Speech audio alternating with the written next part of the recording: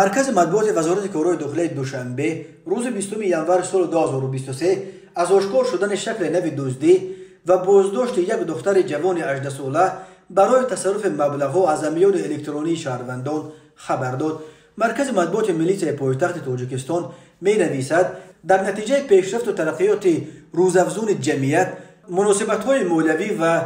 داد و گرفت‌های پولی نیز به شکل الکترونی گذشته ایستادند و در این زمینه صادر گردیدن جنایت‌های گوناگون و ربوده شدن مبلغ‌های شهروندان نیز به چشم می‌رسد. وابسته به این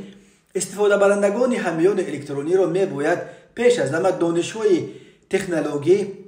و طرز درست و بی‌خطر استفاده بردن حامیان الکترونی را از خود نمایند تا به دام دزدان و قلابان نیفتند. از جمله کارمندان مقامات میلیسیای پایتخت در نتیجه بررسی عرض و شکایت شهروندان یک قطار چاره‌بینی‌های اپراتیوی جستجویی را عملی نموده یک دختر جوان را همچون گمانبر در صادر نمودن جنایت دزدی دستگیر کردند. این نفر شهروند ناصر و سمیه سفرعلیونا سال تولدش 2004 استقامت کننده شهر دوشنبه می باشد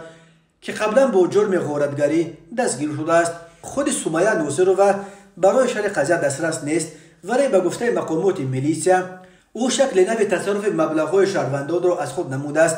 و با هر راه و واسطه رمز حامیان الکترونی شهروندان را به تلفن موبیلی خود پیوست نموده مبلغ‌های شهروندان را به کارت بانکی خود انتقال می‌داده است. از جمله با همین طرز هنگام در داخل مرکز سودای صدبر قرار داشتند به طریق پنهانی از حامیان الکترونی یک سوداگر مبلغ 4490 سومانی را تصرف نموده از جای حادثه غیب شده است. همین طریق دستگیر شده ناصر و سمیه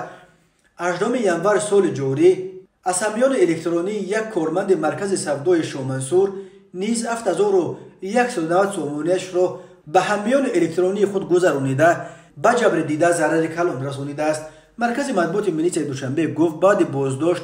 از سمیه ناصر و یک مقدار مبلغ‌های ربوده شده همچون دلیل شیعی دریافت و مصادره کرده شد. عین زمان گمانبر شونده ناصر و سمیه در حبس پیشکی قرار داشته تفتیشات با مقصد معین نمودن